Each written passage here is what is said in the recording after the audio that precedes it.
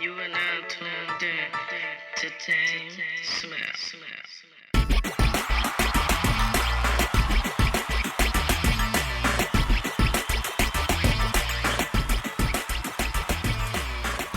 Welcome to Musician Talks with DameSmiff, and this is episode 24. I'm going to talk to you guys today about packaging your art and how to basically create a product out of your art and your music. But before I get started, I want to make sure that you guys like, share, and subscribe, and share this video with anybody who wants to learn about the music industry, wants to learn about being an artist or creative in general, or has some questions about their own musical career and just want to join the conversation. So like I said, we're going to talk about packaging your art. And I want to talk about essentially what to look for when packaging your art, like how you should package it, meaning how you should present it to people. And I also want to talk about things that you should look out for while packaging your artwork. Some things that you may think are, super beneficial to you as an artist that actually may do the opposite effect that you want to impose upon your audience. So first, you have to realize that if you're a musician, you're in the business of selling records, and you're not necessarily in the business of selling music, if that makes sense. The product is essentially if this was like 20 years ago, it would be the disc, or now the product is a stream or a file that people can download. What's another one? Pretty much streams, files. If you do physicals, people are doing vinyls now. Again, CDs, compact discs. Some people are going as far as doing cassettes even. But essentially, this is all packaging that you put your music into, that you can give it to your audience. Now, how do you do this? Why is it beneficial, and what to look out for? Well, essentially, how you do this is you have to first have an album. And typically an album is around, I think, like 40 minutes long.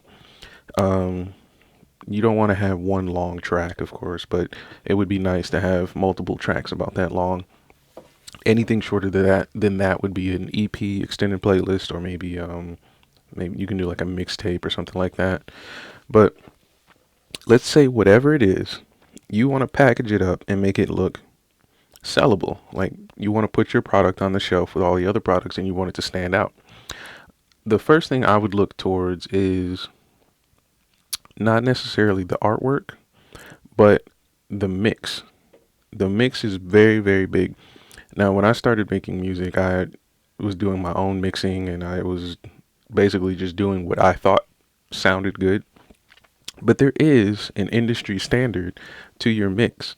And what that standard is essentially what the market is used to and requests to hear in a lot of your music. So to give you a quick example, in hip hop, if you were to listen to music from, let's say, 1997 to 2004 or 5, the music back then was a lot warmer. There was a lot more low end bass. It wasn't until a little later that they started rounding off the lower frequencies, and you started to get a little more brighter, louder, clearer music and things like that. But what that in turn does is it affects how you need to package your music in order to stand and compete with the other products out there, the other artwork, the other songs, or whatever. So the biggest thing I would focus on is your mix and mastering of your music. Then the next thing I would focus on is accessibility. Now, this can be different for different artists, and you don't want to spread yourself too thin. I'll talk about that later, but you want people to be able to get your music, and you want them to be able to see and be pointed towards your music. You don't necessarily want to just put the product on the shelf and just hope somebody walks by and loves it. So you want to have your music on stream sites, hosting sites. You want to run ads, and you want to make sure you're getting people talking about it. You want to make sure you're talking about it, and you got to get all that stuff in their face. So you can purchase Facebook ads to promote the music. You can set up a YouTube channel dedicated specifically for your music. You can open an account with, say, TuneCore, CD Baby, Indigo Boom, and things like that, so you can independently get your music on Spotify, Apple, Deezer, yeah, all the streaming sites and things like that. And that's just some of the things you can do to put your music in position to be noticed or to be accessible to the consumer. Now, the next thing you want to work on is making sure that you can manage these things, because if you're an independent musician, you have to do everything yourself. So don't set yourself up to have way more work than you have product.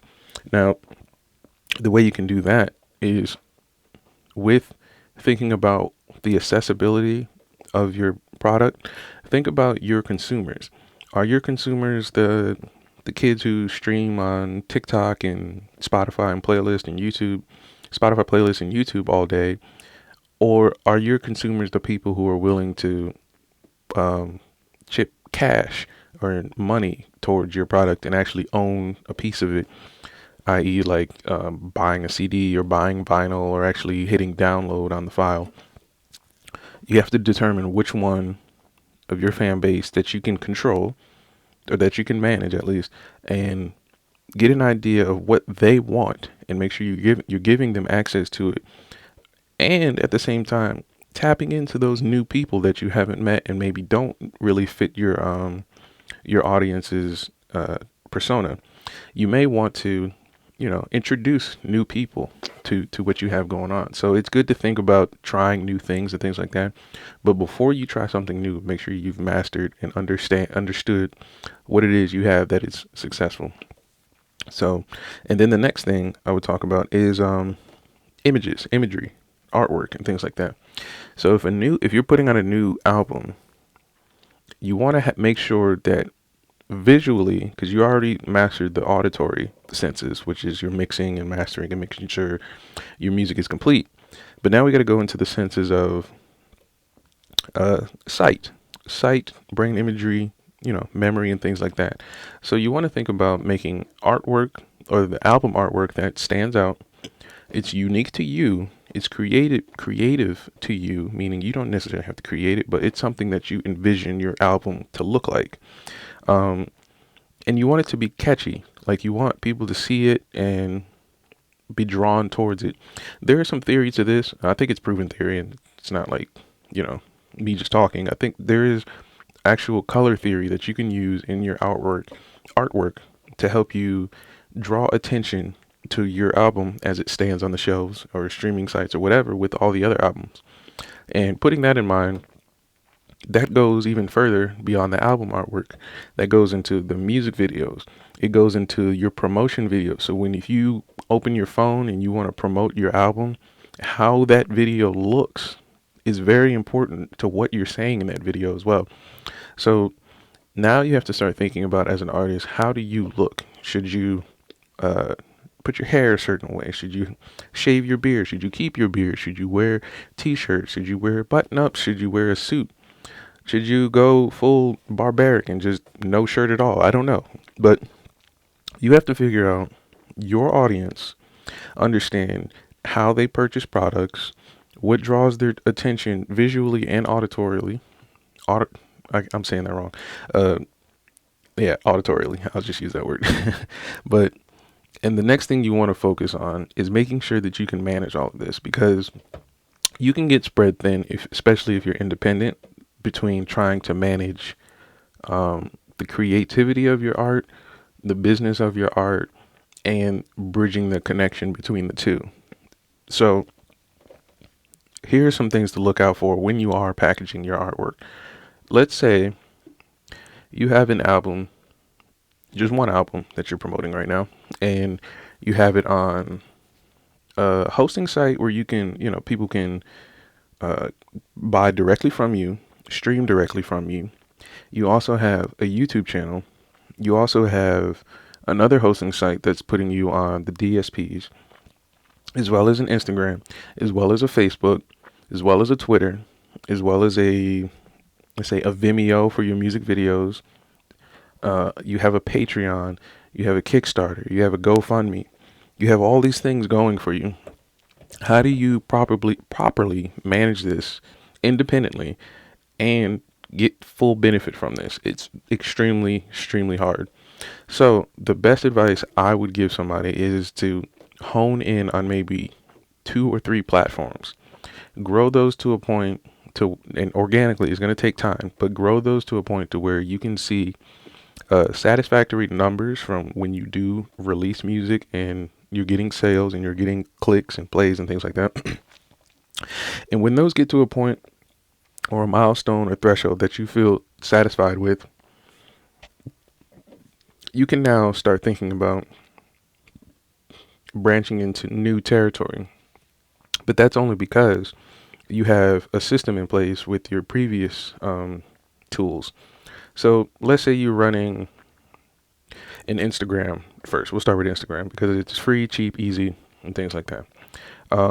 Once you get your Instagram going, you're going to want to start using everything in your power to build a proper profile, meaning using hashtags, getting your imagery right, being engaging, and posting daily and things like that. But what you want to make sure of is that people are actually being driven to your music. And that's the hard thing that people, it's kind of easy, but people seem to miss this more often than not. When people click on your Instagram, the very first maybe 10, 20, 30 seconds they spend there is trying to figure out what this page is and what it represents. So to give you an example, if you were to open up a Walmart Instagram page, the first thing you're going to see is a bunch of products. It doesn't necessarily have Walmart branding logos all over the page, but you just see products, and then you essentially are drawn to the imagery and the photos of those products. You click on it and you open it and you go, oh wow, I need this thing. And they will tell you how to get that thing.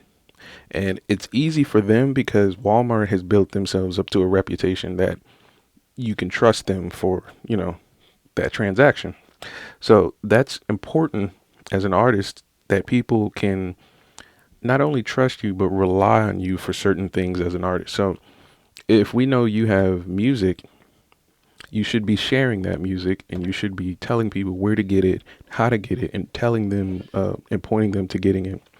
Now, the next thing is if you have an Instagram, excuse me, if you have an Instagram and you're running it and essentially no one is approaching you for your music, then it's obviously time to either adjust your approach with Instagram or to move to a new platform. So let's say your Instagram is working and every time you post, you are getting people replying and saying, wow, I would like to listen to this, or this is cool music and things like that. You can now connect that Instagram to wherever your product lies, which would be your hosting shop or website or whatever and things like that. So now this is where it gets tricky. As an artist, to make sure you're not spreading yourself thin, you need to keep track of where traffic is coming from. And there, honestly, unless you have a third party app, there's not really a way independently that you can keep record of this. Like, you're not going to know who came from Instagram, who came from Google, who came from SoundCloud to come to your website to buy your album. So with that being said, it's very smart to either have a survey either on your website or just have 1 to 2 platforms that you use to direct people to your music versus having your music or your platforms everywhere and try to managing all of it at the same time. And to give you a real life example of what that slip up can look like is if you drop an album and you tell everybody, I'm doing a live album release party on Twitch TV, but you don't know who's following you on Twitch. The outcome of that release party is going to be diminished versus saying, using the Instagram example we had, where if you know you're getting traction from Instagram and you told Instagram, or if you told people to come to your Instagram, then you'll know that there will be people there looking for you there. So that's something that you need to think about as an artist, especially when you're thinking about how to present your artwork to people. So if somebody has never seen you before and you tell them, I'm doing a live release party on Twitch stream, and they go to Twitch and there's only them and like four other people, they might think, man, this is probably not what I think it is. They're gonna start judging you. They may, depending on the person, if they're a half glass empty or half glass full, then they'll think about it however they think about it. But the point is, you want to be somewhat in control of what they think about your product as you exploit it to them. So that way you can basically funnel them into committing to a sale, garnering garnering a new fan, and essentially garnering more income and things. That's what you're here for. You're here to sell records, and you can grow upon that, like with the very few tips I've given you today, which is making sure that people are visually stimulated. They're stimulated by the audio, and they're also stimulated by your presence, meaning you're comforting them and pointing them directly to your music and showing them why they should purchase it, why it helps them, why they need it. And these are the things that people look for. They don't, it's subconscious. Like, people aren't going, what music do I need today? They're not doing that. Today, people are being sent straight to their phone, right to the pair of eyes in their skull, the very music that we want to sell them. So you have to compete with very much that kind of effort. But if you're independent, it makes way more sense for you to be precise and very, very, very laser focused on how you're doing it. Now, to pull it away from the independent artist, let's say you are signed, but you're not like an A-list artist. You're signed, you have a record label that you're working with and things like that. They may already have these resources set up for you. So what this essentially looks like for somebody who is signed is you're able to focus on the creativity of it while they work on the business of it. But essentially the same work still has to be done. You have to make sure that your creativity is pulling people in visually with the audio, as well as, and it has to be engaging. And that's literally all you have to do as an artist.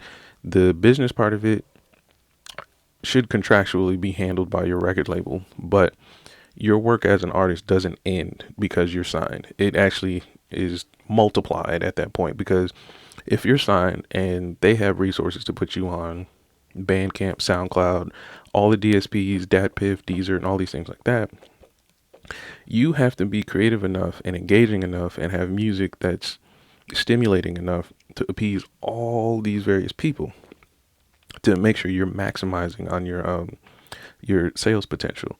Now, compared to the independent artist, where you can laser focus on maybe a hardcore 1,000 people to make a living, that can make or break your career as an artist if you can manage that correctly.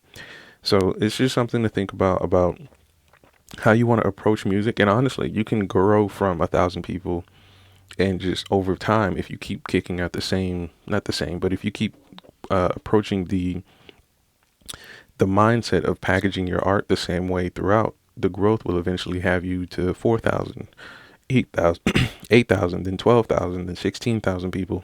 And then you can start thinking about, if you're, doing your business right, thinking about actually hiring people so you can expand this and get off of Instagram and get these 16,000 people directly to your website, to where you can fully maximize the potential here. So that's all I have for you guys today. This was about packaging your artwork and your music and allowing yourself to be creative in business. Essentially, that's kind of what I wanted to get in the back end of this, is that the business of artwork is very creative, but you also have to prioritize in certain areas. So that's all I have today. And like I said, just make sure you like, share, and subscribe. Let everybody know what's going on over here. We're having a conversation every day between 9 a.m. and 11 a.m. on YouTube, except for Wednesdays. All right. So that's me, DameSmiff, and I'm out.